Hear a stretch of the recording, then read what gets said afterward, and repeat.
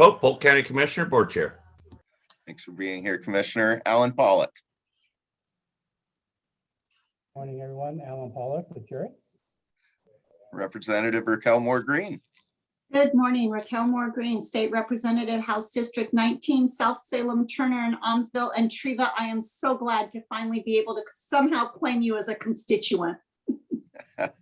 Hardest working woman at the Capitol, Barbara McReel. Oh, good morning. This is the morning Barbara McRae. Why I don't have my camera on with the Salem Theater. Great to have you here, Barbara. Jennifer Martin.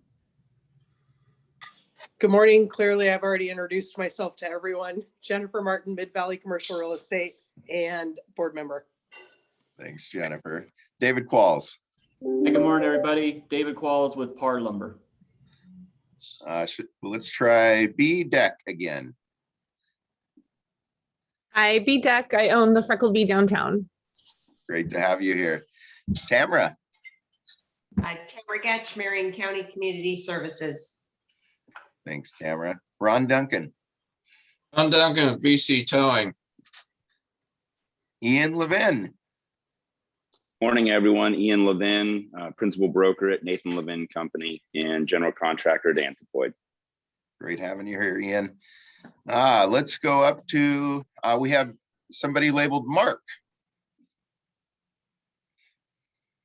Good morning. My name is Mark Chen, and excuse me.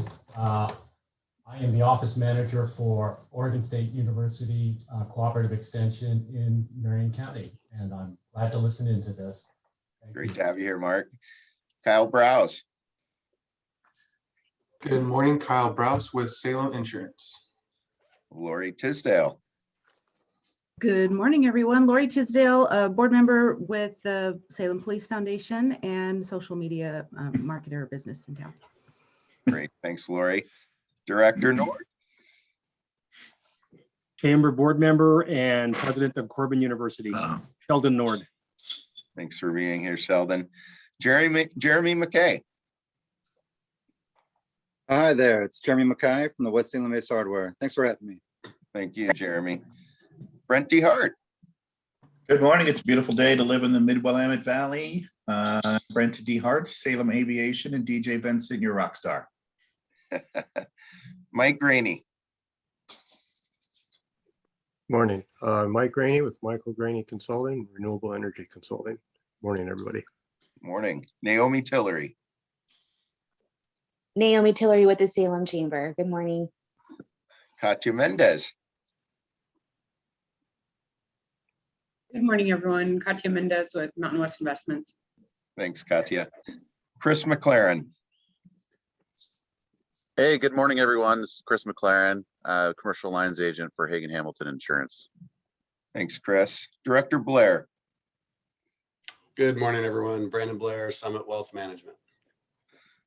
Proud mother and a growing family, our own Katie Kostick. Good morning, everyone.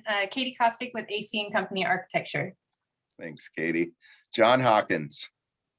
Morning, I'm John Hawkins with Grove, Bueller and Swank CPAs, and also a board member of the Salem Police Foundation. Thanks, John, for your service. Mary Ann Guest. Morning, representing Church at the Park. Thanks for being here, Mary Ann. Amy Ryan Cursor. Good morning, Amy Ryan Courser for Congress. Thanks, Amy. Director Valise. Morning, Wendy Valise with Portland General Electric and Salem Chamber board member. Thanks, Wendy. Denise Bowles. Good morning, Denise Bowles, Salem Health. Thank you, Senator. Jeanette Moore.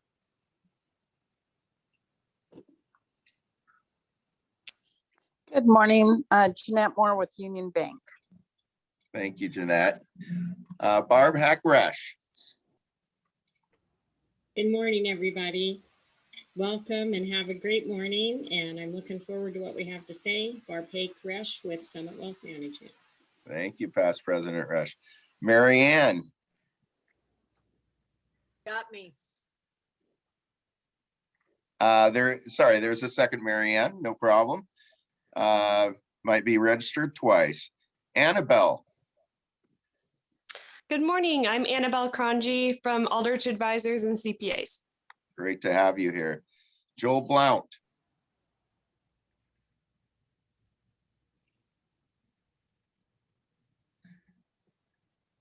Can come back to Joel. Dirk Moeller. Good morning, Dirk Moeller, Business Connections. Morning, Dirk. Past President Miller. Good morning, John Miller, Courthouse Club Fitness. Nathan Good. Nathan Good Architects. Good morning. Elena Harvey. Hi, Elena Harvey with Union Gospel Mission of Salem. Thanks, Elena. Jonathan Castro Monroy. Jonathan Castro with Castro Monroy Group and also a board member. Thank you, Jonathan.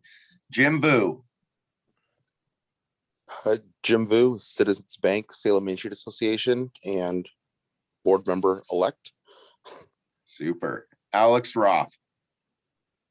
Good morning, Alex Roth, Ross Fresh Markets. Great to have you here, Alex. Kevin Hobaum.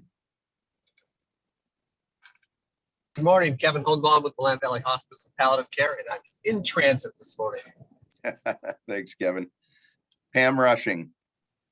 Hi, Pam Rushing with Coldwell Banker Commercial. Thank you, Pam. Teresa Haskins. Good morning, Teresa Haskins, Portland General Electric. Okay. Now, some of these shuffled through a few times, so I may have missed a couple people. If I did, please quickly just step forward and say who you are if I've missed you. Tiffany Otis, City of Salem, Federal Housing. Thank you, Tiffany. TJ Sullivan, past president, board member. Thank you, Director Sullivan. Hi, this is Trevor Womack, Salem Police Department. Yes, great to have you on, Chief Womack. Good morning, Joel Blount with Kel Morrison Wealth Management. There we go. Hi, Joel. Thanks for being here. This is Mary Ann Good from morning, Court Mike. Derek Appointed Gilbert. Special Advocates of Marion County. Thanks, Mary Ann. Good morning, this is Derek Gilbert. I'm with the Officer at Wealth Advisors. I'm a little remote this morning. Great to have you here, Derek. Okay, Co-Chair Miller, I think the floor is yours, sir.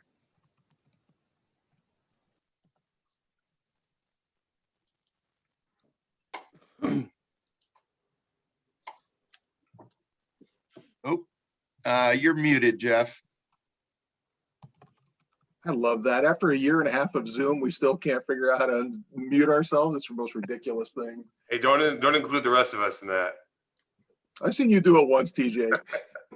If you hold the space bar down while you're on mute, it temporarily unmutes you. It's an easy way to do it. Look at that. Learned something new about Zoom today already. Well, welcome everyone. We have quite a collection of people here today, which is awesome to see a lot of people jumping on a call early in the morning. To me, that kind of indicates that there's a topic here that is of interest to a lot of people, and likely there's going to be several questions. I would encourage everyone, as the questions come available, to put that in the chat below. I will do my best to sift through those and address those questions with the speakers that we have this morning. And if I do not, for some reason, I apologize. I'm sure that Tom will help me out. Maybe Zachary can help me out a little bit here and there as well. So with that said, our first topic, we have two topics this morning. The first topic is going to be how the city of Salem is addressing the homelessness issue, and we're all familiar with it. At this point, we have Mayor Bennett with us, Councilor is with us, and Kristen Rutherford was here. Is that correct? Did I see Kristen here as well? Yes, Director Rutherford is with us. Okay, perfect. There you are. Sorry, Kristen. Yeah. And so with that, I think the city's working hard to try and do some things to address this issue. And I know that there's a lot of business owners on the call that have been affected one way or another through this. And we see it when we're driving through downtown.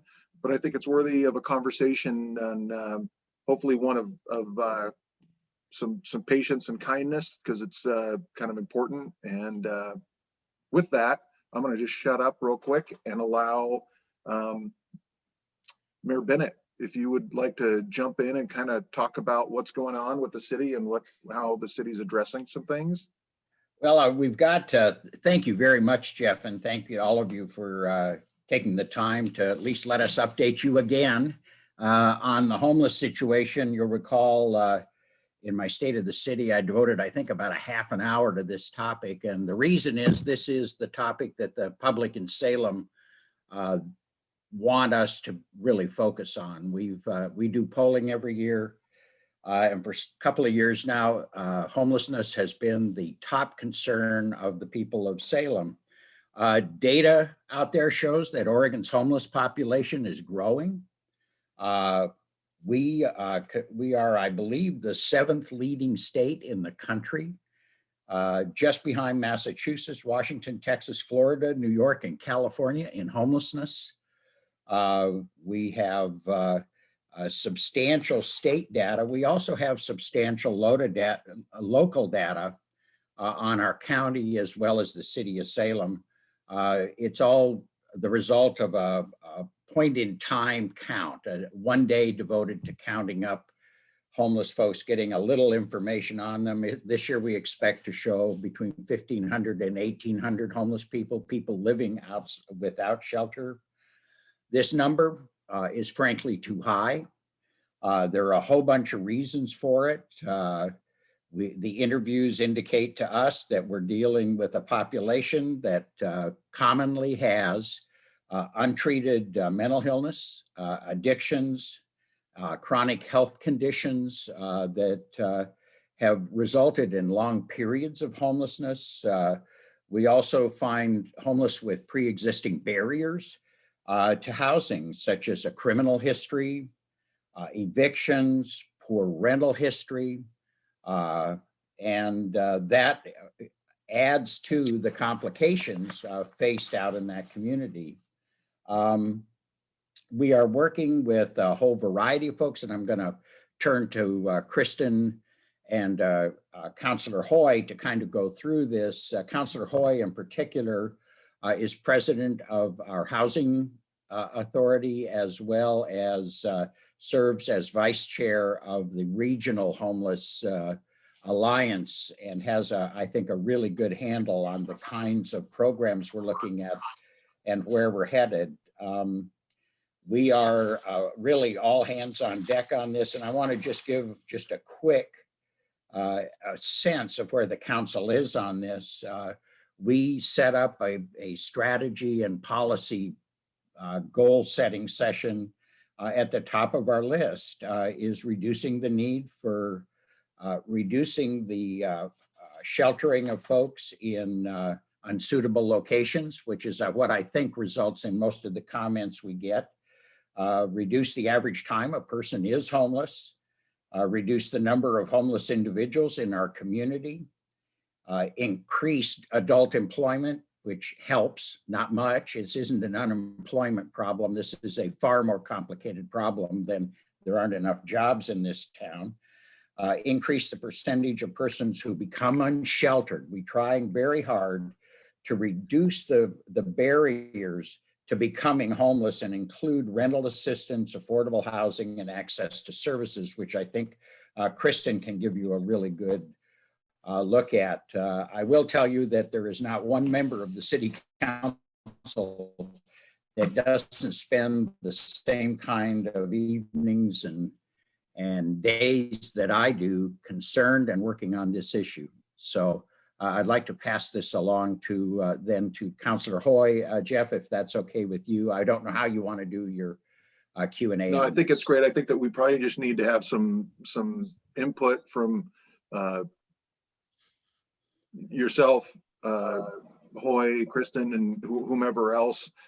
Well, those are the two that'll give you input at this point, and then we'd be glad if there's other experts that are on the line that will chime in, I'm sure, to share. But I think going to Councillor Hoy next, I think you'll get a more focused look at the programs we're working on. I just want to give you the broader issues. Perfect, thank you. Well, good morning, everybody. Excuse me. As the mayor said, I'm Chris Hoy. I'm the city councilor representing Ward 6, which is East Salem, roughly the state hospital, all the way east to Cordon Road, in the city limits between Silverton and Center Street, and down as far as State Street with the new development at the Mushroom Factory. So just to give you an idea of the area I represent. So as the mayor said, homelessness is the #1 priority for the residents of Salem. It's also the #1 priority for the members of the city council. And last night, we just finished up our last budget committee meeting. And I can tell you that we have well over $14 million dedicated to this effort in the city of Salem. That's not all inclusive. That's just there are a lot of other costs that we haven't captured yet, but we have about $14 million this year that we're going to be devoting to this issue. And that's not even counting whatever money we might dedicate that could come from the federal government through the ARPA funds. So I wanted to outline some of those things. And one of the things that I think it's important to understand is that the city of Salem has not traditionally dealt with homeless services. We have not typically spent that kind of money on this issue. It's just been in the past few years that we've really started ramping up our programs and our services. And the only way we're able to accomplish what we accomplish at this point is through a lot of great partnerships. And this is not a City of Salem alone venture. We do this in partnership with many folks, some of whom you are on this call today. But one of the primary partnerships that we have is with the Mid-Willamette Valley Homeless Alliance. And that's a regional group. Mayor Kathy Clark from Kaiser is our chair, and I'm the vice chair of that. It includes members from the city of Salem, city of Kaiser, Monmouth, Independence, Marion County, Polk County, the Confederated Tribes, the Salem Kaiser School District, the housing authorities of Salem, Marion County, and West Valley, also Veteran Services from Polk County.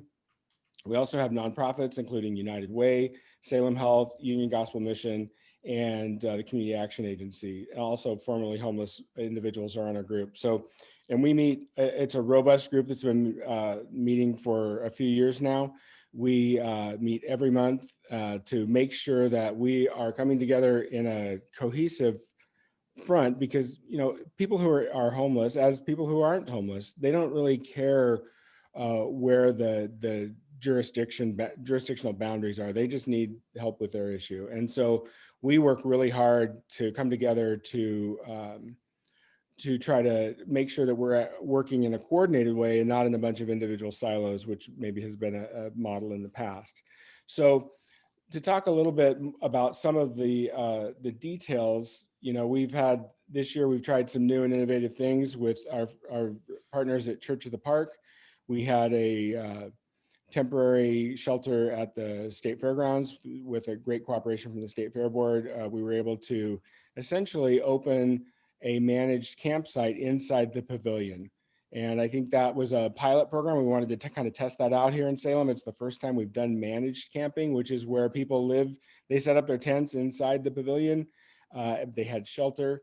And I think it was quite a success. The one thing that a place like that does that I think is really important to understand is that when you live in a tent that's not secured and you want to go to a job or an appointment, you either have to take everything with you or you risk losing it by the time you come back later in the day. But when we have a managed campsite, those are much more secure. You can leave your stuff, and you don't have to worry about losing all of your possessions just because you went to your job. So that's one of the things that people ask us, like, why managed camping? And obviously there are a lot of other pitfalls to unmanaged camping, as we've seen throughout the city, in Cascade Gateway, in Wallace Marine. Those programs, it just doesn't go well. So we are looking now to replicate that pilot. Unfortunately, our time at the fairgrounds was limited because of their needs. And so we're looking for other options to locate a managed campsites. We've also recently opened what we call a pallet shelter site on Portland Road, and that's at the old DMV building. It's a property that we own where we have set up pallet shelters. Essentially, they're kind of, they're just very modest little homes for, I shouldn't call them homes, shelters for two people. they've got heat, they've got electricity, and they're a great place for people for a temporary shelter for folks. And we're looking at that model as well to expand. We're again citing those kinds of things is often a challenge, but we're looking to replicate that program because we think it's a much better way to help people who need shelter rather than having them sort of just camping under the overpass at I-5 and Market, for instance, or in Cascade Gateway Park and that sort of thing. So we are really looking to expand those programs. We also do, so we're talking right now about managing homelessness, but we really try to balance managing homelessness with ending homelessness. And there's a kind of a debate in this when you do this work, like, okay, do you spend more money on managing or ending? And really, I think it's important to find a balance, because when we say managing homelessness, that means like the people who are currently homeless and they're currently, getting them into a shelter and that sort of thing. And when we talk about ending homelessness, we're talking about permanent housing. We're talking about real places for people to live. And we do a lot of that as well. In September, we opened a permanent supportive housing location out on Fisher Road. The mayor mentioned that a lot of these folks are dealing with addictions and mental health issues. And that's exactly the kind of folks that we're working with there. The hardest to house people, they're provided with wraparound services, whatever it is, whether it's mental health treatment, addictions, whatever. And so we have a 36 unit facility out there, and it's going really well. We're working on another one out on North Broadway. We're just getting that one started, and Kristen can talk in detail about that. And then also, we've been working for a few years now with the state to try to acquire Yaquina Hall, which is the old nurses' quarters on the state hospital grounds, where we're trying to, it's the remaining building on the north side of Center Street from the old hospital grounds, that we're trying to turn that into a similar facility for permanent supportive housing for some of our hardest to house folks. So that gives you just kind of a quick overview of some of the current things that we have going. I'd like to turn it over to Kristen for a minute to talk a little bit more detail about some of those things and maybe some of the other issues downtown and so forth. Good morning. So in talking about our programs, I'm going to hit on a lot of different things that we do, and we have a wide variety of approaches to this challenge because there are so very many reasons that people end up unhoused. And as we work with the members of our community that you see in parks and downtown or in cars, there are a lot of approaches that are needed to engage with them and find the right solution. There are a lot of people that are where they are because of mental illness, because of addiction, because of bankruptcies, because families have turned them out, because of domestic violence. I mean, every individual has at least one, if not multiple, different reasons that they are where they are. And so having just one solution, whether it's like our HRAP program or shelters, just isn't going to be a magic bullet that solves for all of this. So some of the things that we are doing, I think you've heard over the last few years about our homeless rental assistance program. So far, that program has taken about almost 250 people off of the streets and place those people into housing. Now, because of the complexities of the population in that program requires a lot of staff time to do outreach, to make connections with people, a lot of time to do outreach to the landlord community, to find partners in the community. And then once we, identify individuals and we get individuals to a place where they want housing, because I think it's a misnomer for people to think that everybody that is unsheltered wants housing. That's not the case. A lot of the people that we encounter day in and day out, they're not there yet. They're not ready for it. And it might take a year of interaction with them to get them to a place where they're ready for that. And then once a lot of individuals transition from the streets or camps and into housing, there is an ongoing need for a lot of support. That's why we call it supportive housing, to stabilize them in that housing and have them maintain in housing. So of those 248, we have over, half of those people have stabilized into housing. Other people have not and have returned to their prior living situation. The HRAP program, another challenge that we have is that program is designed to use city money to do outreach to individuals, and then to fund them in housing or shelter as we work with them to move them into a permanent situation. It's where they could use Section 8 vouchers, or in some cases, we have close to 20 people who have become self-sufficient on their own once they've had that initial lift. But most people would migrate onto Section 8 vouchers to stabilize long-term. And that's a challenge in our community because we have such a shortage of units that are in the affordable range, where a person that gets a voucher can then find a home in the community that meets the rental threshold. So we end up with people that then get the vouchers that can't find housing. So that leads to another step in the stool that we need, which is more housing in our community across the board at all levels. We need more market rate housing, but we also need more affordable units.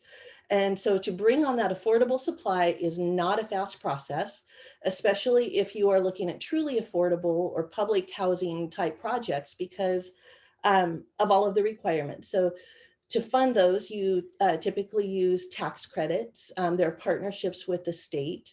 There are perhaps federal funding, either our home or CDBG funds. We have in those programs, and just in last night's budget, over $7 million in those programs to help bring on more affordable housing. But those funds come with a number of strings and long processes, such as environmental reviews. Environmental reviews will take about a year. And you have to have that before you can start any construction on a project. So we're working at bringing more units online at affordable levels through a number of different approaches. So not just what we're doing through the Housing Authority, like the Yaquina Hall project or the Sequoia Crossings or Redwood Crossings, that we've got in process right now. Yaquina will bring on about 52 units. Sequoia Crossings now it's looking like it'll be about 60. And we've got Redwood Crossings where we have 31 permanent residents and then also some hospital respite units. So all of those are involving federal funds. And again, they're not fast projects to develop. But we are also looking at other tools to try to incentivize the private sector and partner in that way so that we can get affordable units, perhaps mixed in with market rate developments at a faster pace than building purely affordable projects. So we've established a low-income rental housing property tax exemption program for nonprofits that own or develop low-income housing. That helps those projects pencil. And we have a number of developments in the community that are taking advantage of that program. We have our multi-unit housing tax exemption program. That's for market rate units. And we've just approved another one of those. So that helps us get more housing overall. We have through the Housing Authority, a partnership program with the Housing Authority that can help pass on all or a portion of their qualified tax exemptions to a market rate, a private sector developer through a management agreement with them to get affordable units in projects. And then we've also, we have two different ways that we're using urban renewal. One is within our urban renewal areas, providing urban renewal grants to affordable housing projects. And then we've also, just in the last year, started using the tool in a new way to create single property urban renewal areas where in exchange for a tax rebate rather than an exemption, we will get affordable units mixed in with a market rate development. So we are trying to be as creative as we can in bringing different tools and resources, not just to our public sector projects, but to the private market to bring more units and more affordable units to the community. So that there you have another tool of what we're doing. And then another piece of this is the transitional shelter piece.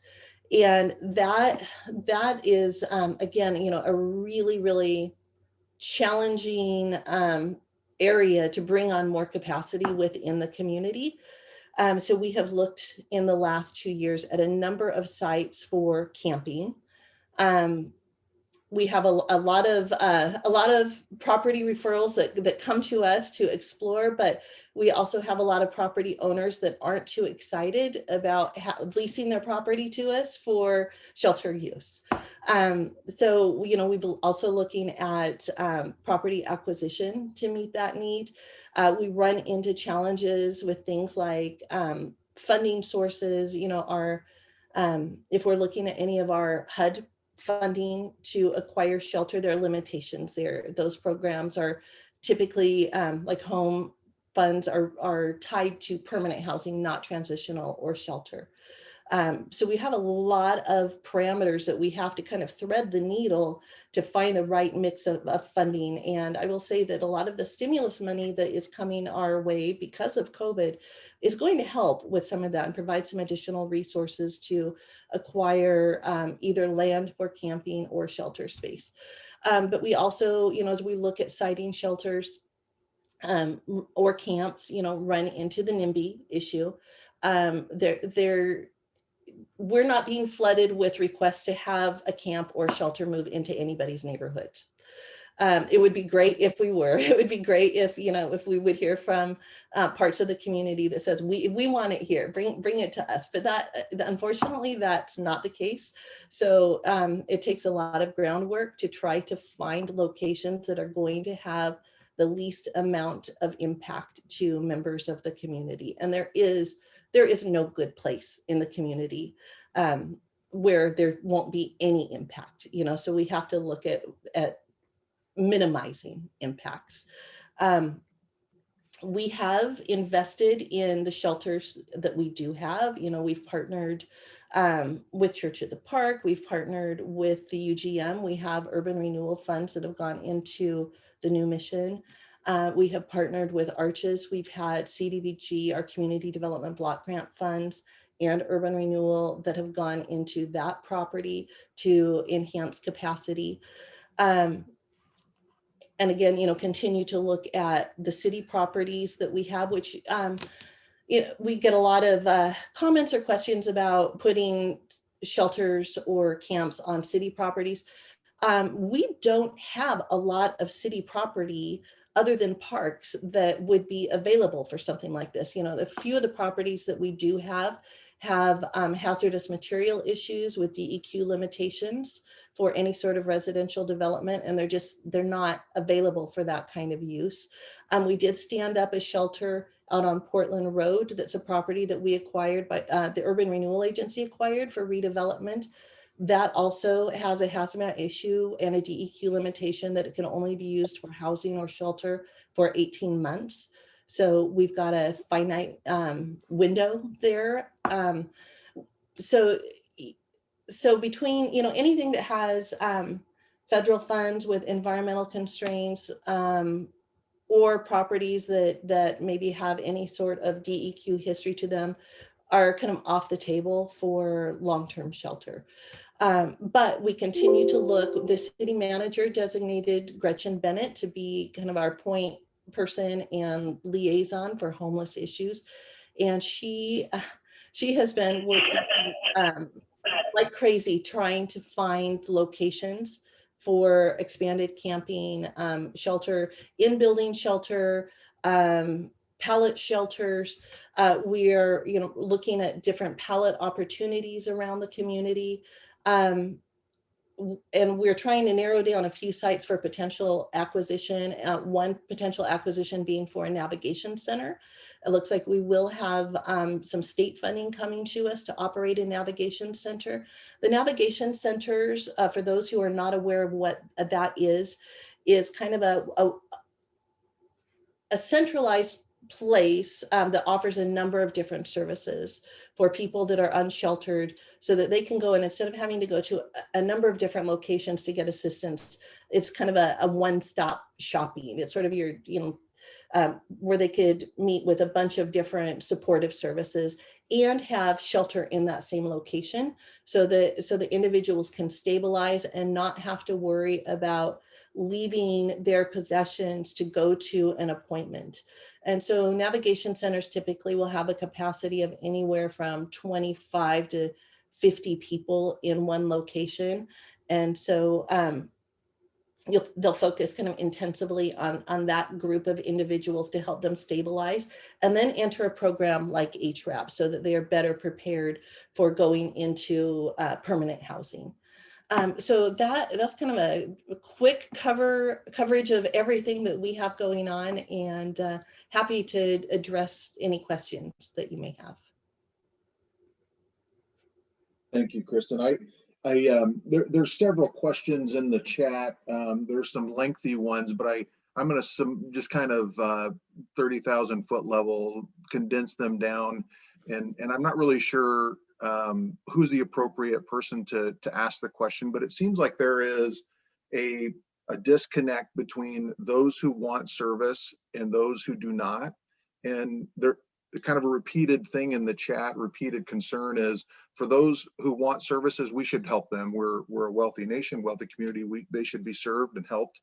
But however, those that do not want that help, it seems like there needs to be some accountability, and there's a lot of concern in the chat that talks about accountability for vandalism or crime for those that are not interested in help. And how do we fix that? How do we remedy that? And I'm going to just stop right there and let. Sure. Yeah, please. Yeah, I can take the start of this. We have Chief Womack on the call who may be able to speak to some of the accountability as well, and some of the issues in terms of policing of homelessness, right? And that type of enforcement. But in terms of accountability, one of the challenges that we have in terms of people who want help, versus people who don't want help, is that we have a lot of people in the community that you'll hear different terms. Service resistant is one of them, who don't want help. And a percentage, and I can't quantify what exactly that percentage is, but it's a significant percentage of those people that are service resistant or don't want help have such an extreme combination of either mental health or addiction challenges that when we send navigators out to the streets or out to camps, it's difficult to have a coherent conversation for individuals to even understand the type of help that is available or offered, or to be open to that. We have in Oregon, when you look at state hospital or inpatient hospital care in the state, we are about the worst in the nation in terms of the number of inpatient beds that we have. We don't have a lot of state resources compared to other states for inpatient mental health care. A lot of those people cycle through the state hospital and end up right back out on the street. They may be stable for a little while, but it's not sustained. We need a lot more help at the federal, the state, and the county levels when it comes to mental health care and inpatient hospitals, permanent mental health housing, as well as folks with that mental health background and skill set doing the outreach to individuals. Because it's really hard to get somebody into housing when you just can't even have a conversation with them. And that is a very common experience with the navigators and the folks that we have working in the HRAP program doing outreach. And in a lot of cases, it is a combination of addiction and mental health. The two often tend to go hand in hand, either people who have had long-term addiction issues that results in mental health, other mental health issues, or people that have mental health issues that self-medicate through drugs and then become addicted. So there's a great deal of need in the community from federal, state, and in county programs, because that's not what a city does. The city's not in the addiction or mental health business.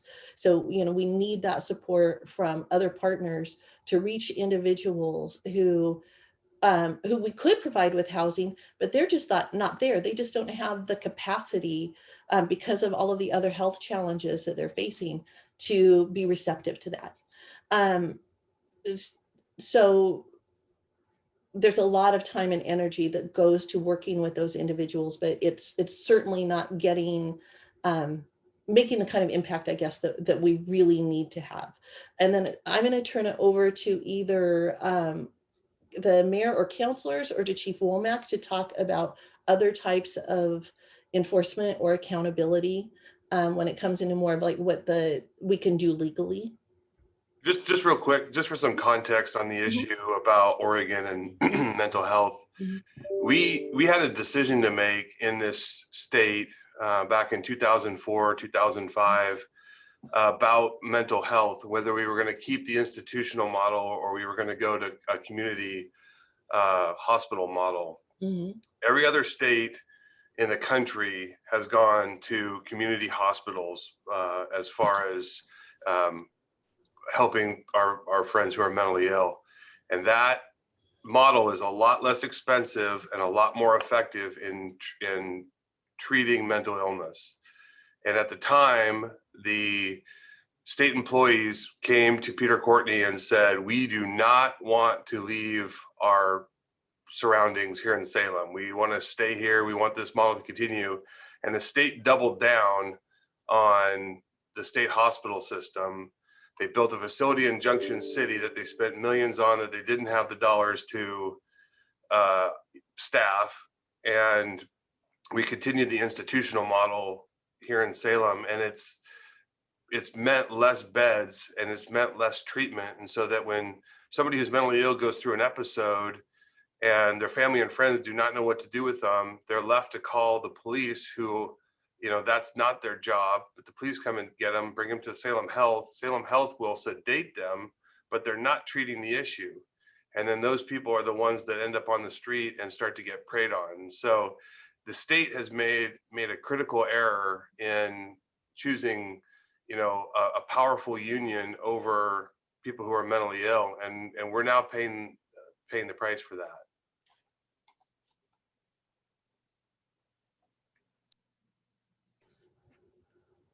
Thank you, TJ. Chief Womack, Councilor Hoy, want to jump in and kind of follow up to Kristen's comments? Sure, thank you. I appreciate the chance to speak to the issue today. And TJ, I think you're exactly right with some of the reasons that the police tend to get pulled into these situations where we honestly shouldn't be involved at all. And the high level coordination and partnership that you heard Council President Hoy talk about, and the long-term housing solution work that you heard Director Rutherford talk about, those are the answers, long-term viable solutions to the problems that we're talking about, not law enforcement. And I know folks are asking for accountability here, and not to oversimplify things, but I think that any of these complex issues that involve social ills do need an approach that involves both carrots and sticks. And I know that's oversimplifying it, but what I mean by that is that you do need to have adequate, well-funded, high-quality services for folks.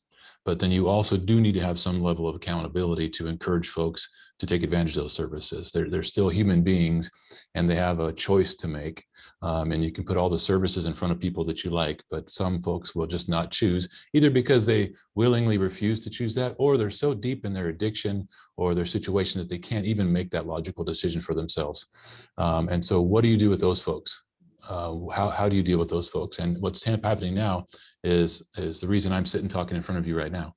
The police chief ends up being the one speaking to this issue when I have no control over any of the tools necessary to deal with this problem. And so more and more, because of state legislative changes, because of case law interpretations by the courts, the tools that we would traditionally rely on in law enforcement are being taken away. So more and more, I have even fewer of the traditional law enforcement tools that you think I would have to deal with this issue. And so I'm at the verge of almost making a policy decision that we will not even respond to calls involving things like trespassing when folks are experiencing homelessness, because there is literally zero that can be done on a law enforcement stand. And it's not an excuse, because we are definitely at the table as a stakeholder and looking for regional partnership types, collaborative solutions. But the police alone are not the answer to this problem. And in fact, when inserted into these issues, we can often compound the problem and make it worse. So just for an example, even if we remove ourselves from the conversation of folks experiencing homelessness, the system, the criminal justice system itself is extremely overburdened when it comes to property crimes. And that's a lot of what we're talking about here. There is a certain percentage of the population, as Director Rutherford said, that do engage in some criminal behaviors. A lot of that is theft and property related for the most part. Theft and property crimes at the state level, there's no capacity for our system to deal with them, whether you're homeless or whether you're not. There's no room in the jail. The consequences are very low. And so the system is backed up. And so the jail, and Sheriff Cass could speak to this well, and no fault of his own, this is just the state of our system. The jail does not have beds to hold folks for trespassing, for example. So if you send me out to the Rite Aid lot, the sidewalk, and there's someone trespassing there who's deep in mental health crisis, obviously I shouldn't even be dealing with this person. But if my only answer is to arrest that person for trespassing, there is no place I can take that person. And so I'm going to issue them a ticket and send them on their merry way, and they're right back where they were. But now they've got a criminal charge hanging over their head as well. So to me, it's just compounding the problem, spinning our wheels, and it's an extremely challenging situation. So I would encourage this body. For me, the answer for this body would be to support regional, state, federal collaborative efforts and funding that will point us in the right direction, and help me remove the law enforcement component and keep me in the small lane that I have for especially violent crime. If there's violent crime that occurs, that's where we need to engage. That's where we need to deal with folks. Property crime, we can do our best, but the capacity is just not there. The answer is really trying to find housing solutions, managed encampments, places folks can go so that even when we do tell them to leave because they're trespassing, for example, we have somewhere to tell them to go. Right now, if we go clear out Cascade Gateway Park, not saying that we could even legally do that, but if we did that, those folks have nowhere to go. They will immediately be dispersed throughout our town.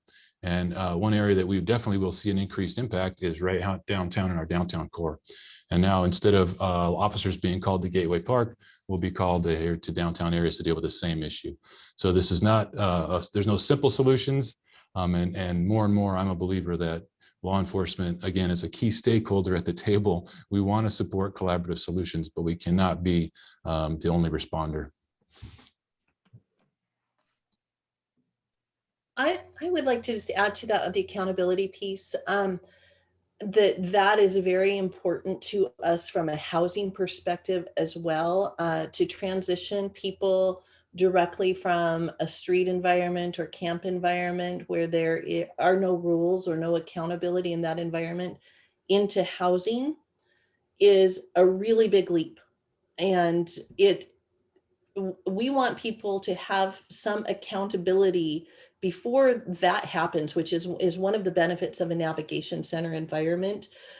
Because the last thing we want is to move people into housing, give them the hope, and then have, because they're not ready for it, have them lose that housing, have another eviction on their record, create another barrier for them to overcome in the future. And the other part of that too is, we're working on partnerships with private sector landlords. And so to grow those partnerships and to have more units available for people going through the HRAP program, we want people who can be successful in that program and that have the support that they need. And so having measures of accountability before they move into the housing environment, things like just, keeping an area tidy, taking out trash, things that are things that probably most of us don't even think about, because it's just part of what our life is like. But for somebody who has been living on a street or unhoused for 5 years, 10 years, those just aren't normal practices for them. you know, so there's a lot of support that goes along with that, and accountability is a big piece of that. I saw a question here about the Cahoots program. Chief, do you or maybe Councillor Hoy want to address that, since that kind of ties to the same issues? I can speak to that. Thank you. So in last night's budget committee meeting, we did dedicate funds to establish a Cahoots program here in Salem. And again, that will be through a great partnership with United Way and others. And what that will do is it will put a qualified mental health professional and an EMT together, and maybe others, we're not exactly sure yet, but to respond to a lot of the things that the chief mentioned are things that the police should never be called to begin with. They'll be able to take some pressure off of some of those calls. They'll be able to take the pressure off of business owners and others who are experiencing the pressure of having a homeless person, you know, act out or whatever nearby. And they'll also be able to take some of the pressure off of Salem Health, which is an important and costly alternative. So they'll be able to address a lot of, they'll have some medical abilities, but they'll also have the social service skills to be able to hopefully reach people at a deeper level and get them hooked up into programs quicker rather than through jail or through the hospital or something like that, one of those less appropriate options. So we're really hopeful that this will help relieve some of that pressure off of the police, but also provide a whole different level of service that we're not even really offering right now, and engage folks to get them into a better situation sooner. TJ asked about funding for Cahoots, whether it would be local, and it's not Cahoots. It is a different, it's a much different program with the same objective of putting the right people in contact with the folks that need them. But right now we're working very hard to attract federal funds and some state funds to that program, and we made a decision last night to at least right now, keep it out of our general fund at this point, or limit our general fund use. We have a lot of needs in this community outside of homelessness that need to be funded as well. So we try to keep those general funds available, and there is a lot of interest at the federal level in assisting communities with the kind of effort we're facing here. And I see a question also from Cindy regarding the sobering center and where all that is. As some of you may know, we've attempted to get a sobering center in place for the last 3 or so years. Unfortunately, the partnership that was working on that didn't come together with the funds. So now we're basically going it alone with trying to get some funding through the state. This will ultimately be a partnership with Arches, where we will have a place where people who are severely intoxicated to go, that's not the emergency department and not the jail. Because right now, even if we were to stand up our community response unit, the Cahoots-like model, we don't really have a great place to take people when they need to be someplace other than where they're at. And so it's really part of that navigation center, sobering center, and the community response unit are kind of like a three-legged stool to really start to help address these issues at a more comprehensive level. And thank you for the question, Cindy, because the sobering center is a key part of that. And we are very hopeful that we will get the funding this year from the legislature to get that moving. So thank you. Yeah. And the space, I also, oh, sorry. I was just going to say that the space has already been built out. So it really is just a matter of the operational funding. I also saw one comment regarding how Portland had handled homelessness 20 years ago under Bud Clark, and I thought it was really a good question. You know, Bud said, help those who need help or want help, and those that don't face some consequences. Bud was really lucky. He had consequences available to him. He had Damage State Hospital open. He had other facilities which have disappeared.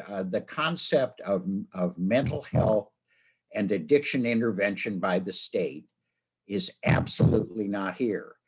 In fact, if you want to open a mental health facility, and I can go into some detail about one here that could be proposed here in town, privately operated. There's one that certainly Kristen can talk about up in Wilsonville proposed. Takes a 5 to 6 year process. This is a private company that will offer these services, a 5 to 6 year process just to get permitted. I mean, that's a state that's not interested in helping out on this issue at this point. That's going to be an issue area we'll be working with over time with the state. I'm going to meet with the governor next week and really go over. I've seen the mentions of ODOT. ODOT's under the governor. We've got to get ODOT on board to deal specifically with the Market Street area. We need their assistance there. I mean, all of our overpasses are controlled by ODOT. So I really can't, from my perspective, I can't stress enough the failure of the state of Oregon in this process. It is absolutely criminal what's happened here to these folks. They are the people. I worked at Damish when I came out of college, and the homeless people we see here were our clientele. They were the people we worked with to work them through the institutions out onto the street or back home, really. And it is just horrible what's happening to these folks, I think. I'm just deeply, deeply saddened. And I share this with state legislators every chance I get. They really need to step up. I see one question that just popped into the chat, and I apologize, everybody, but I do have to leave at 8 o'clock. But I do want to address this one question really quickly from Joel, and that's a question about, are we tracking the needs and services for individuals? And that's one of the key efforts of the Mid-Willamette Valley Homeless Alliance. We do have a database, and we do, if you're going to receive, if you're going to basically participate with us, one of the caveats is that you participate in that database. So we have a joint where everybody sort of contributes data to the same database, and we're all working off of one group. It's so we can really track that, so we can determine outcomes.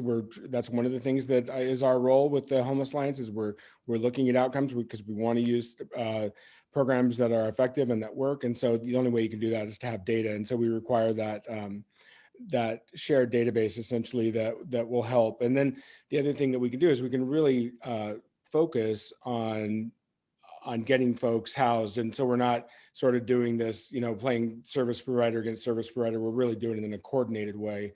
And so, yeah, that is happening. And that's new, but it is happening. So thank you.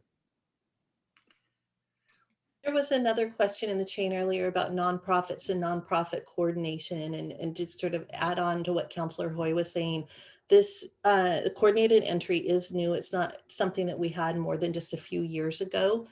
And just sort of another impact to our local history here is that so that we've got funding streams that come to communities in a variety of ways. And one is through the continuum of care, which the Homeless Alliance is. And this is sort of newly reestablished at our local region level. Years ago, we had a regional continuum of care that would receive funding to address homelessness from the federal government. And then, and I'm not even sure how many years ago this change had occurred. It was before my time at the city. We went from a regional to join in what was called the balance of state, a rural continuum of care with all of the non-metro counties. And when that happened, our funding that flowed to our region dropped from about $1 million a year down to around $600,000 a year.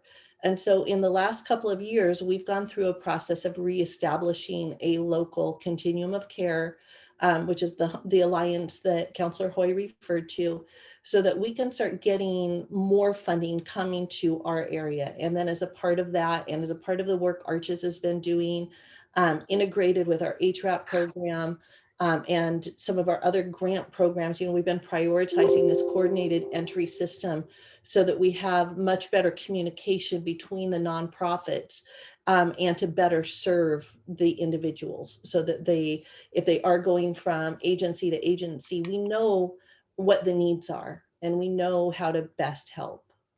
So There's just a series of questions on use of parks for camping. And Kristen, can you help me out here on what our timeline looks like for what we're doing relative to parks and particularly, of course, Cascade Gateway and Wallace Marine, what we're doing between now and, I don't know, June 1st, where are we headed? That outreach is starting now. So it actually started a couple of weeks ago where to the homeless.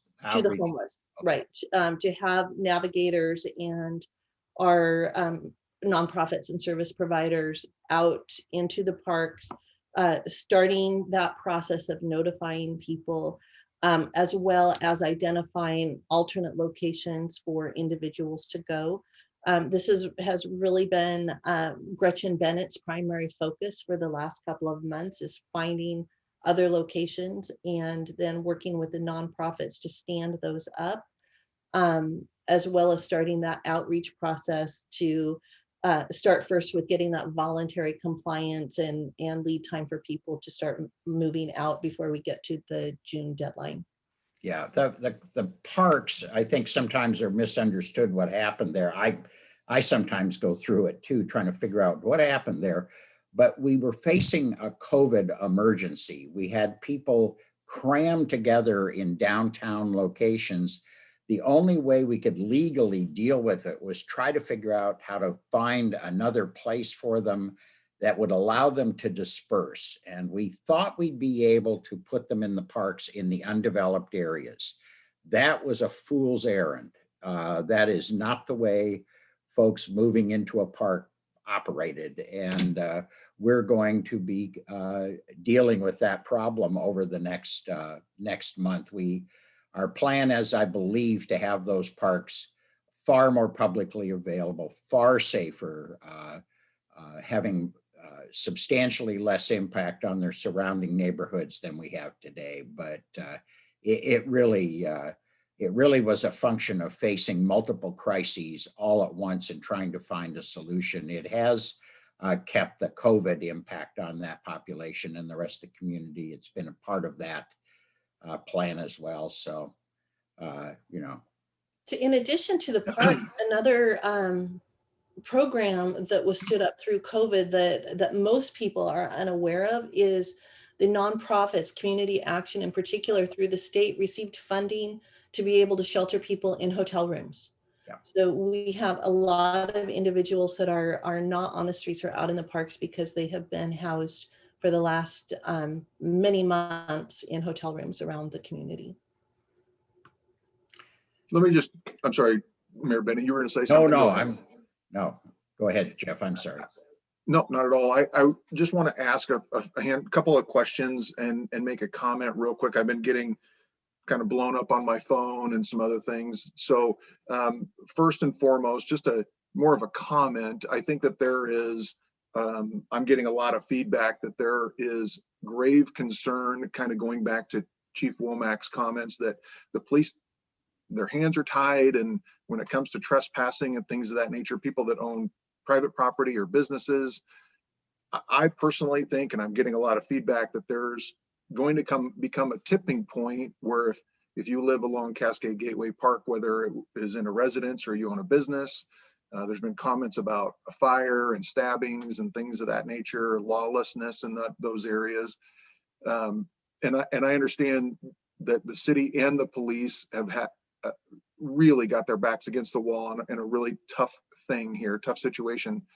But the comment, I suppose, that I'm hearing and that I'm feeling when I talk to people in the community is that there's going to come a point where people are going to start taking it into their own hands and there won't be a police call. And I think that is not going to be a good thing for our community, because I do believe it will lead to additional violence, things of that nature. I do believe in kindness, although I'm not always kind. I do believe in it. And I'm concerned that there are people that live along these corridors that are being affected in businesses. And I know that you guys know these things. I'm just making a comment based on a lot of the information that I'm getting. So that's the comment. There was some questions about busing. Is there any truth to people busing from Eugene or from Idaho or from other places? I'm happy to address that one because we've chased that down many times. So yes, there are people that are arriving in our community on buses, right? Are there other cities that are filling buses with homeless individuals and sending them to Salem? No. So what happens, and we will do the same thing, is if one of our nonprofits or the housing authority through HRAP is working with an individual and they say, hey, I've got family in Des Moines, and if I could get to Des Moines, then I've got a place to stay. We will assist in getting a bus ticket for that individual to get to where they say they can have housing or they've got support. The same thing happens here where we will have individuals that will be bused to our community. And in most cases, it's because a nonprofit or a service provider in another community that they're working with, they have been told that they have a connection or some sort of support or relationship with somebody in a community and get assistance to get a ticket to get to that community. So that is actually a fairly common thing that happens around the US. But I've never been able to find direct information anywhere that is talking about bus loads of people arriving because, Stockton loaded people up and sent them here. It's never found any evidence of that. Thank you.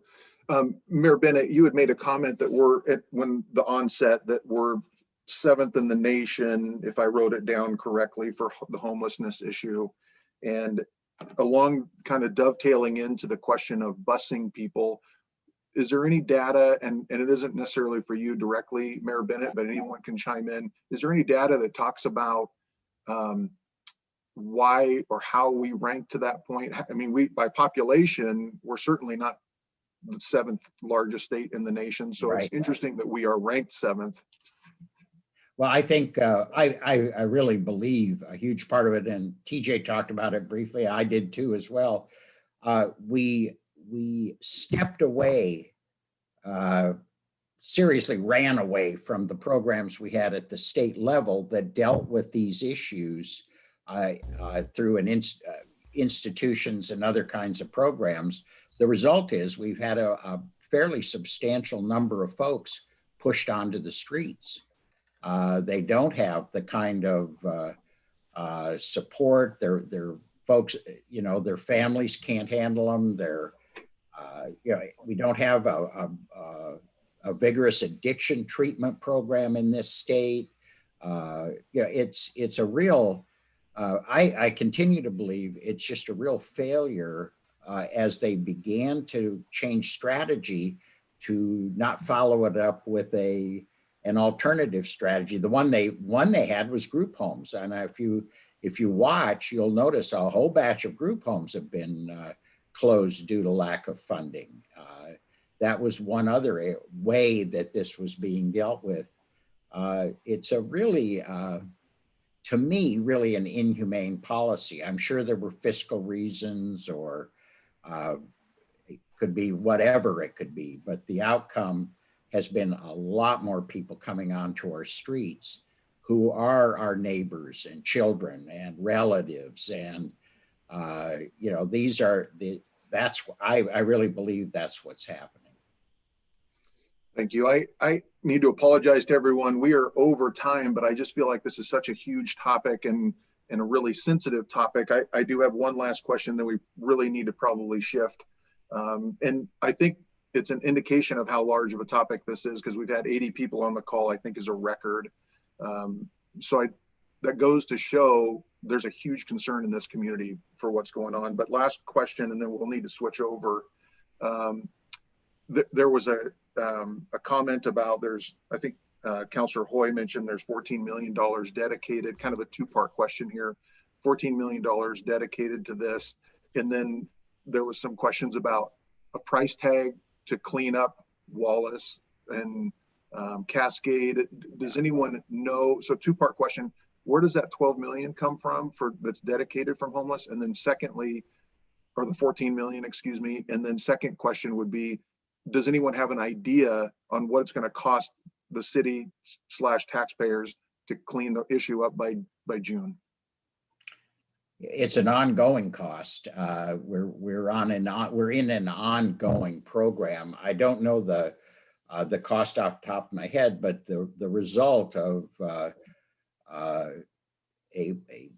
folks, whether they're living on Liberty Street or in a park, is substantial. It has to be done by people that know what they're doing. It's hazardous. There's waste involved. We do need to pull in police to help sometimes in at least working with folks. And a whole group of nonprofit and folks of ours from Housing Authority are brought in. The $14 million, I think when you start aggregating these costs, it gets a little tricky as to what you're talking about. What do people think homelessness looks like, and what part of it are they talking about? So I have no reason to doubt that. I just think the aggregated number is just a tricky number to deal with. But I wish I knew quicker what the actual cost of cleanup is. Yeah, I can give you some of the breakdown on where the 14 million comes from. About 7.5 million of that is funding that comes from HUD for our home and community development block grant programs, which are, primarily almost all that money is focused on addressing homelessness. However, a lot of that goes towards housing projects, which is not a quick turnaround. Those projects can be several years in the making before you see a benefit in the community. Then we have, 400,000 of that is money that comes from the city's general fund to provide to service providers. To provide things like, Marion Polk Food Share or Northwest Human Services to do, mental health support and outreach, those sorts of things. We've got the money that's in the program budgeted for the housing rental assistance program. There's about 1.7 there between new funding and carryover funding to keep individuals housed, to add navigator positions, to do outreach. And then, the rest of it is kind of dispersed in other departments for different types of, park cleanup, that kind of thing, to help us find other shelter locations, to provide funding to organizations like Church of the Park for operating shelters. So it's the rest of it sort of a mix that's spread out in smaller amounts.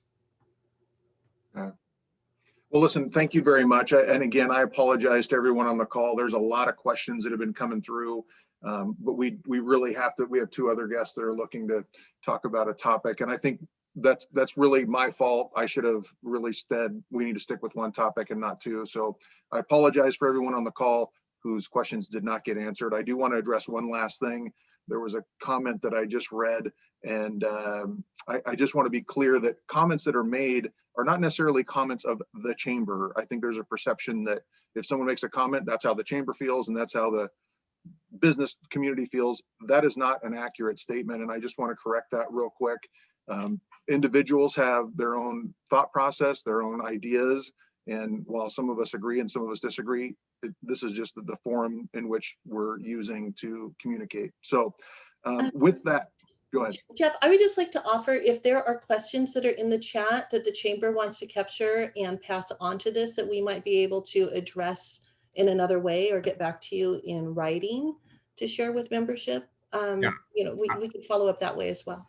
I've compiled all of the questions and who asked them with their email, so I can pass this along to you. Thank you. Yeah, there's really good questions. There's also a lot of people have heard of a program that does something, and we've looked at an awful lot of programs that claim to have done real great work in this area. What we find is this is an almost universal problem across the United States dealing with this. Even when you think it's been fixed, you begin to find out it really isn't quite the case. So it'd really be great to hear about these programs and perhaps share what we've done in terms of evaluating them for Salem. Thank you, Mayor Bennett, Director Rutherford. Please feel free to stay on the line. We're going to shift at this point over to Chief Womack. He's got a performance audit review, and I believe Was Jody Sherwood on the call? I don't recall here. seeing. Oh, you are? Okay, perfect. Perfect. Good. So with that, Chief, if you wouldn't mind going into that audit review, and I'm apologizing, we're late on time. Sorry. No problem at all, Jeff. Thank you. I knew the homelessness issue would be a big one. If we could ask, maybe I'll ask Jody to speak first. She was the chair of the audit steering committee. She can speak to the work that was done, and then I can maybe speak to next steps after receiving the audit.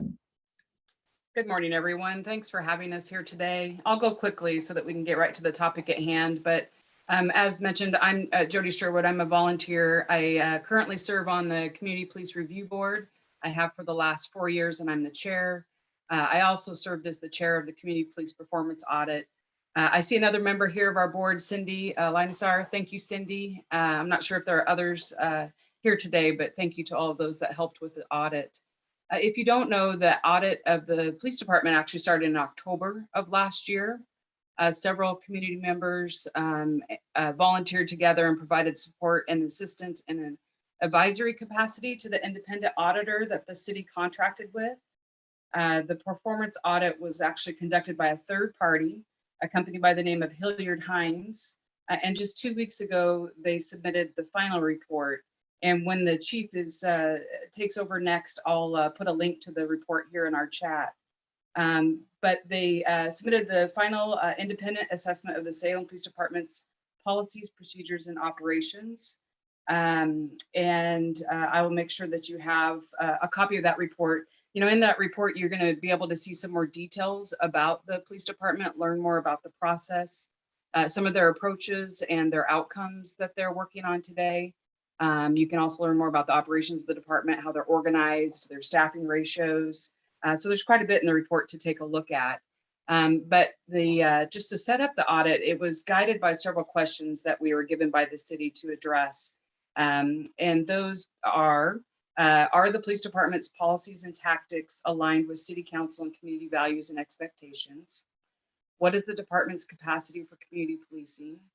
How effective are Salem police officers in engaging with all Salem residents? How effective is the department's engagement with youth? Are the department's policies, tactics, or training biased or discriminatory? How effective are the police department and city systems, policies, and procedures for officer accountability? And through the audit, and since October, we have engaged with hundreds of citizens in the process. We have met with dozens and dozens of groups and community members. We offered ways for individuals to be part of the audit through the city's website. And we made sure that we involved all members of the Salem Police Department, including their sworn and non-sworn staff.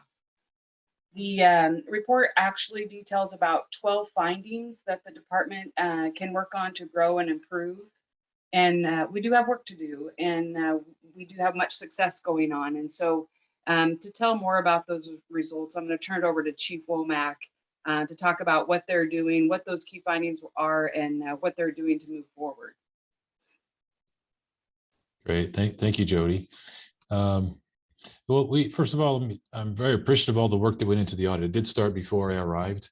And I think probably many people on this call had a little bit of input and voice in the project too. So I appreciate all the community involvement and input. And then internally within the organization, I know we just opened up the organization to shine a bright light inside. You know, nothing was hidden. We made ourselves available, encouraged all of our staff to participate in interviews and answer questions frankly and honestly. We answered all the data requests as thoroughly as we possibly could and as quickly as we possibly could. So in that sense, I think that it was a fair audit, and the results are a fair report with findings and recommendations. And we view this, I personally, and I know from speaking to the team within the organization, we view this in a positive way. You know, typically audits have kind of a negative connotation to them, but at the same time, we're always striving to do better and learn and grow. And so this is going to help us do that. And so much of what I also liked is a lot of the ideas that I had coming in and that I found that folks already had within the organization align well with what's in the findings in the report also. So there's nothing that really jumped out in the audit that seems so outlandish to us that we wouldn't want to do it. It seemed like there were a lot of good ideas that we were already working on. So it lines up with our philosophy well as an organization.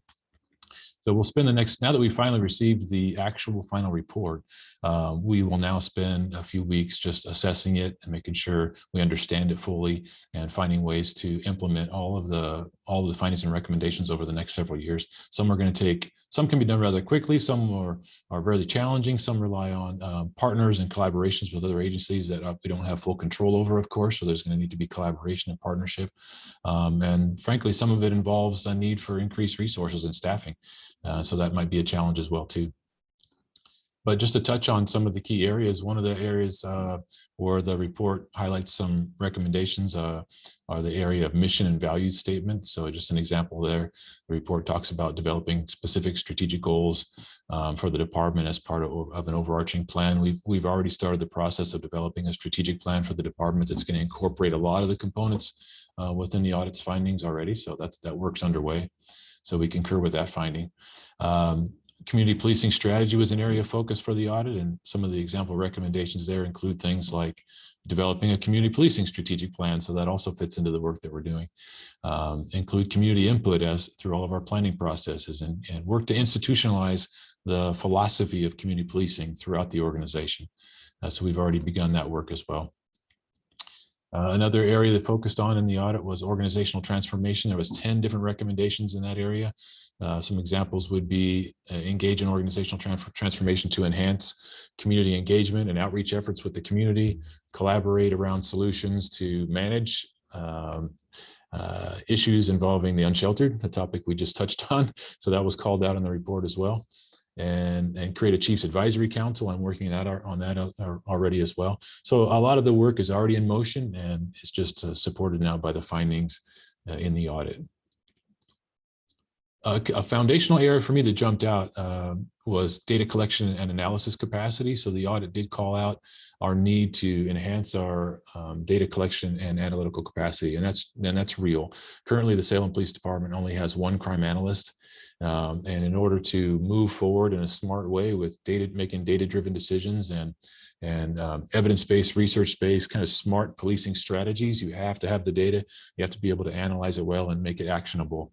So to me, that's a foundational component for much of the work that needs to be done. So we're going to invest in that area as one of our top priorities. There's an area in the report about interactions with individuals who are unsheltered or experiencing behavioral health crisis. There's 8 recommendations in there. Much has to do with collaborating with our partners around solutions that are holistic and comprehensive. And so, again, we just talked about this topic, and the police department's going to remain a key stakeholder and work with all of our partners around those type of solutions. Another area, I think I'm still got a few minutes left here. I don't want to take too much time. It was interactions with the BIPOC community, including the LGBT community as well, and other communities that are underrepresented or underserved in Salem. So there's 5 recommendations there. We concur with all those as well. We're committed to unbiased, fair policing, and we're going to be doing a lot of work to take an effort to build deeper, more meaningful relationships with our community at all levels. That'll be ongoing culture type change work that'll be going on for years. It never ends, actually. There's an area about youth engagement. There's 7 recommendations in there. We all know that the SRO program ended. So that was kind of a one way that we maybe lost some opportunities for youth engagement, but we're going to have to find new, different ways to engage our youth there as well. So we're working on that now. Touched on response to assemblies and demonstrations or protests. You might have seen some of the changes we made that, especially around communicating with the community and trying to take a more strategic approach to how we deal with our protests and demonstrations. Talks about recruiting, hiring, and promoting, especially with the lens for diversity. So we're working on strategies there also.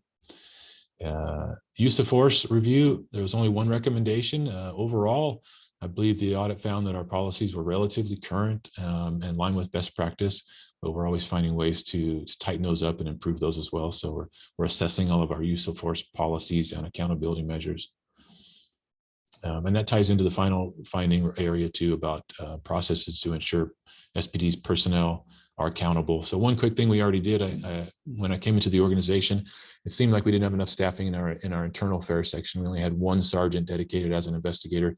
For an agency this size, that was not enough. And so we've already transferred a 2nd sergeant into the unit to double the capacity of our ability to conduct administrative investigations and reviews.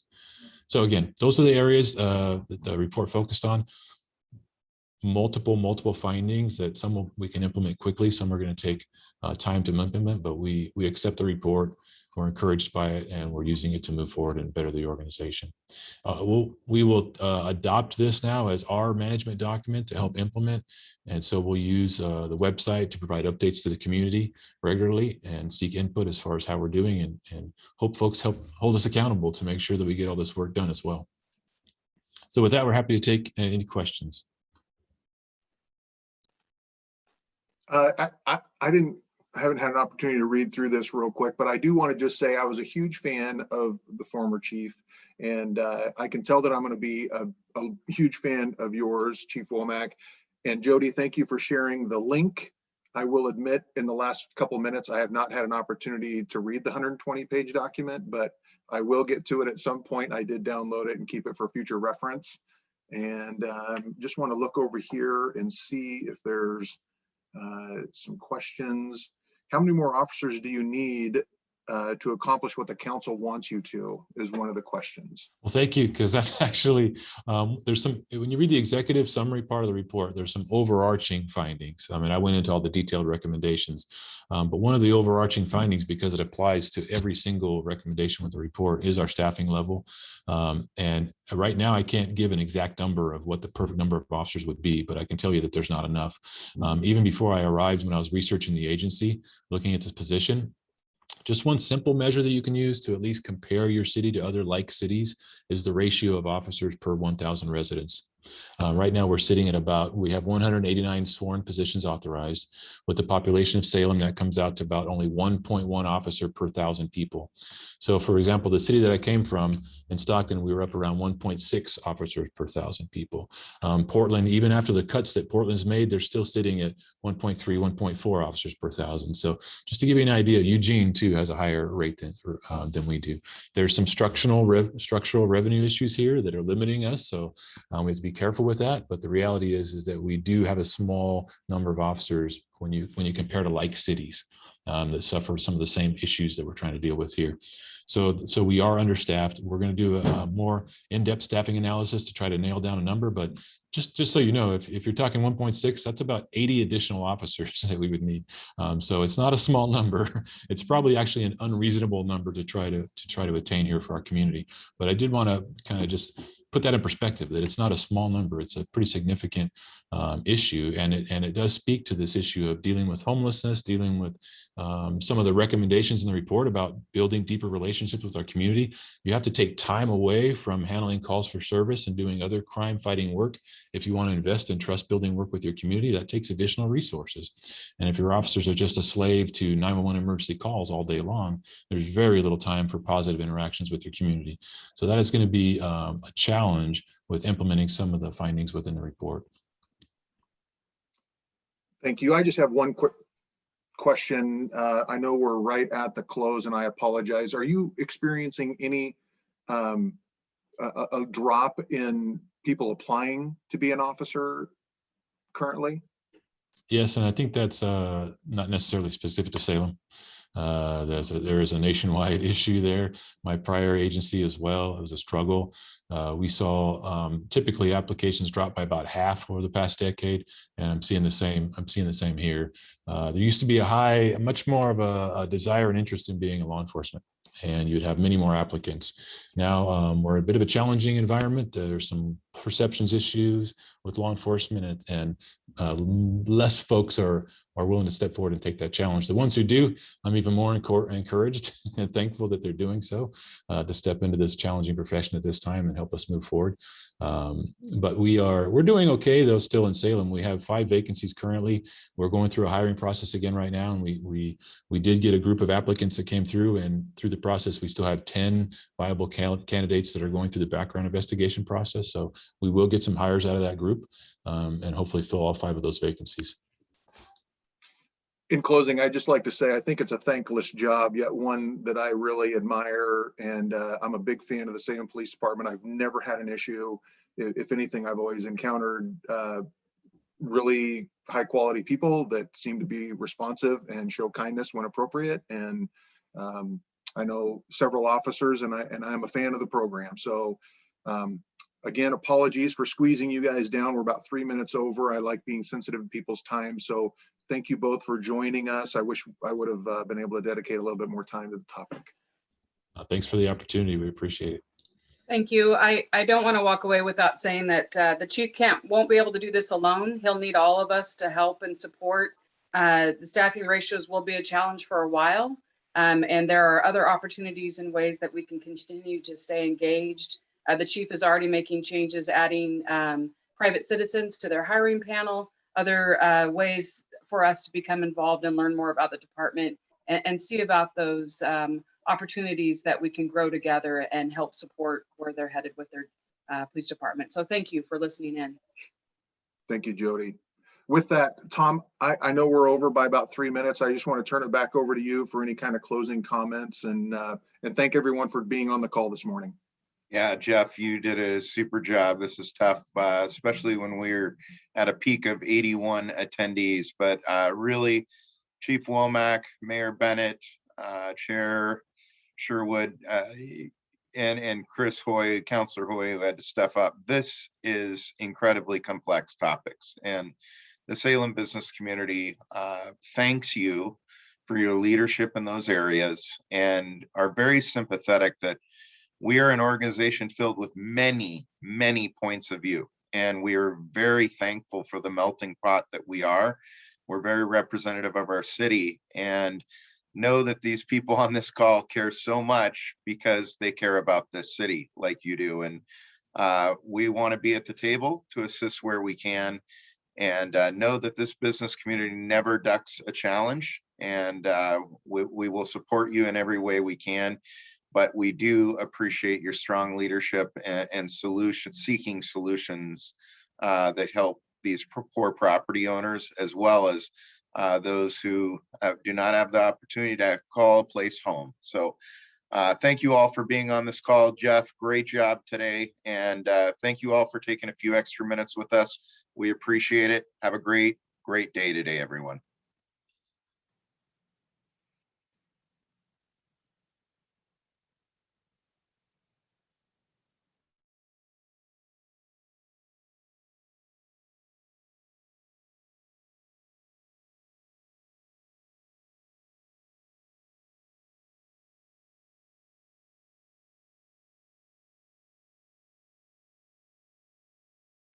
Yeah, so I'm saving the chat, and I just want to make sure. And then press show in folder. Okay.